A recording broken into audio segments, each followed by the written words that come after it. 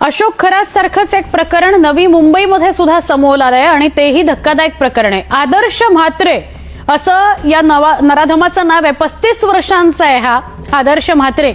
यानं राज्यातल्या अनेक महिलांना ज्या आर्थिकदृष्ट्या सक्षम आहेत अशा महिलांना मॅट्रिमोनी साईटवर हेरलं आणि त्यांना आपण इस्रोचा कधी शास्त्रज्ञ आहोत, कधी IPS अधिकारी आहोत, कधी IAS अधिकारी आहोत अशी वेगवेगळ्या गोष्टी सांगून महिलांचं लैंगिक शोषण केलेलं आहे आणि त्यांना आर्थिकदृष्ट्या लुबाडलेलं सुद्धा आहे। विशेष म्हणजे या 30 वर्षांवरील महिला ज्यांचं लग्नाचं वय निघून गेलेलं आहे, त्या घटस्फोटित आहेत किंवा विधवा महिला आहेत, अशांना मॅट्रिमोनी साईटवरून हा शोधून काढायचा, तेही वर्षाला 25 ते 35 लाख रुपये ज्यांचं पॅकेज आहे त्याच महिलांना हा टार्गेट करायचा।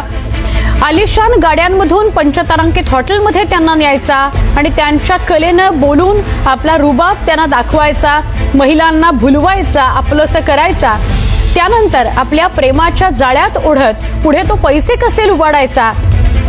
जेव्हा पीडित महिला आपल्या जाळ्यात अडकली तेव्हा हा भामटा आदर्श म्हात्रे महिलांना 35 ते 40 लाख रुपये होम लोन काढायला सांगायचा आणि पीडितेच्या नावानं होम लोन काढून ते पैसे आपल्या भावाच्या अकाउंटवर ट्रान्सफर करून घ्यायचा। त्यानंतर पैसे घेऊन पसार व्हायचा। हे पैसे घेऊन तो गोव्याला मौजमजा करायचा।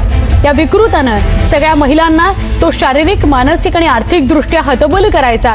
त्यामुळे आजपर्यंत 40 गुन्हे त्याच्यावर दाखल झालेले आहेत, तरी 50 महिलांनी गुन्हे नोंदवण्यास नवी मुंबई पोलिसांना नकार दिलाय।